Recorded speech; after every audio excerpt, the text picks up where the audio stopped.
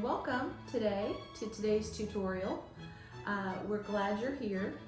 Before we get started, if you wouldn't mind, go ahead and put your name down in the comments and let us know where you're from so we can say hello. Also today, you tag 3 friends and drop your name down in those comments. We're going to be doing picking a name to send one of the products that I'll be using today to you guys. So make sure to do that, and thank you for being here. We're so glad that you're here watching today.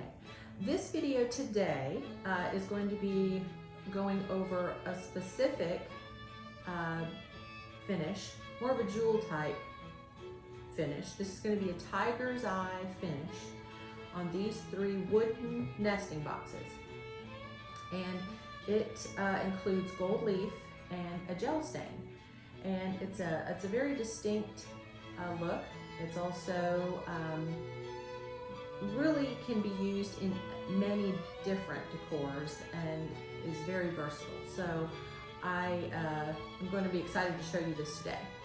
Also, if you don't know me, my name is Sonja Chandler, and I have a business called Socks On A Rooster. It's a furniture refinishing company, and I love to do finishes. So this is what I'm excited to show you today. And let's get started, and I'll show you how.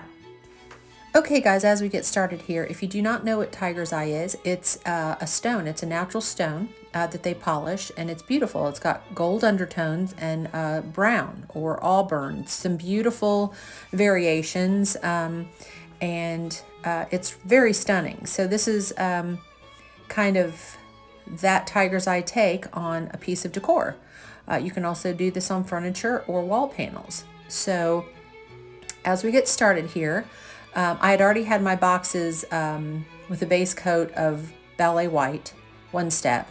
And then I'm just going to do my gold leafing here. So we have that gold striped undertone that you saw on those stones first. And if you have not done gold leafing, you just need to lay down an adhesive. So you do a thin layer of adhesive all over the item you're going to be gold leafing, and you just want to get an even coat. It's a liquid adhesive. You just use a paintbrush, and you're going to go over all of the surfaces that you want covered. And with these boxes, I wanted them to look like little pieces of polished stone. So I decided that I was going to do the entire box. So that each box stacked on top of each other would just look like that jewel, that tone, or that stone, that polished stone look. And so that's what I'm doing here, painting on the thin layer of this size. And you're going to wait for that to dry, and it will come to tack, which means it will be sticky, but it won't be wet. And then you're ready for your gold leaf. Now, your adhesive will dry sticky like the back of a sticker. And then your gold leaf is very thin, like tissue paper. Thin like the tissue paper that's in between each one of these gold leaf sheets. And so if you put a piece of tissue paper on the back of a sticker, it's going to grab right away. And when I lay these down, I use the tissue paper to burnish it, which is rubbing that gold leaf into that adhesive. Very gently burnishing that on so that it gets full coverage, all the wrinkles are out, and you're just going to rub that on. If your hands are clean, you don't have to worry too much about touching the gold leaf, but your fingers and the oils in your skin can actually leave fingerprints in the gold leaf. So if you're going to be seeing a lot of the gold leaf, you don't want to touch it as much as possible. But this is going to have the gel stain go over top of this gold leaf, so you don't have to worry too much about fingerprints. But I just naturally always lay my gold leaf like this. And just take your tissue paper and you just burnish all of those gold leaf pieces on. And I did this over all 3 boxes. And once all of your gold leaf is on, and you've covered all of your sides and top, you can just take a brush, a dry brush, and you can knock off all of that excess gold leaf, and it will just fall right off anywhere that adhesive was not stuck. And then you're ready for your gel stain part, the brown part of the tiger's eye faux treatment here. And you're going to be using 2 rubber tools when you do your gel stain. So here we have our gel stain, and here I have the rubber tool, and they have little teeth in them. One I bought, one is an artist tool, and other is just an artist eraser, which I'm going to cut teeth into with a paring knife. But how you'll want to do this, and I'll show you how the pre-cut tool looks or works. You just lay a thin coat, even coat of your walnut stain. This is the English Walnut Gel Stain, Amy Howard, and I love this color. It is probably one of my favorites. And then you're going to take your tool with the teeth, and you're just going to pull it through that gel stain. Wipe the excess away there on a baby wipe or a paper towel. And you're just going to keep going, and I'll show you how the eraser part works. So that was the artist tool I used. And then here's my eraser that I cut.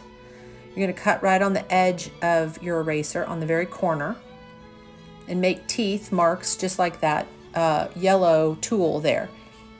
And this will just give you smaller lines as you pull through that gel stain. So you'll just get variation with your 2 sizes. So here I am using the eraser, and then here I'm using the big pre-cut tool. And it's natural stone that you're trying to mimic. So these do not have to be perfect. And if you don't like the way the pass went over, you can take your sponge applicator and brush away what you already did and start over. While that gel stain's still wet, you have plenty of play time. So I'm going to do a variation on the way that I did these lines. I'm going to go one direction with my lines on one box, and then the next box that will be stacked on top, I'm going to go the other direction. So you have some interest with your lines here. But again, it's a natural stone that you're mimicking. It does not have to be perfect. It does not have to be exact.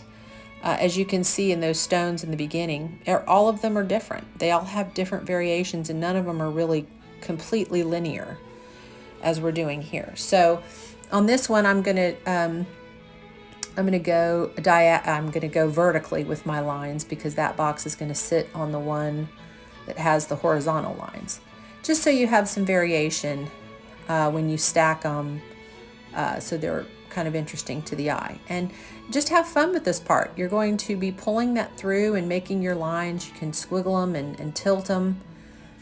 But if you look at real tiger's eye stone, it's all different. And then after you're done with your gel stain, I didn't film this part. I did film this part, but it did not, my camera wasn't on. So you're going to want to spray your finished dried gel stain with Bright Idea clear lacquer. And then you can do a glaze with a little bit of gel stain, 1 part gel stain, 1 part glaze. Wipe it over. It'll take some of that really bright gold away. And then you want to spray it once more with your clear lacquer. And you're going to get a beautiful shiny set of tiger's eye boxes here. These would be great on panels. They would be great on door fronts of a piece of furniture. And here's what it looked like before, these 3 nesting boxes. And then here's what it looked like after. If you guys have any questions, please leave them in the comments and I'll answer them for you. Thank you for watching today.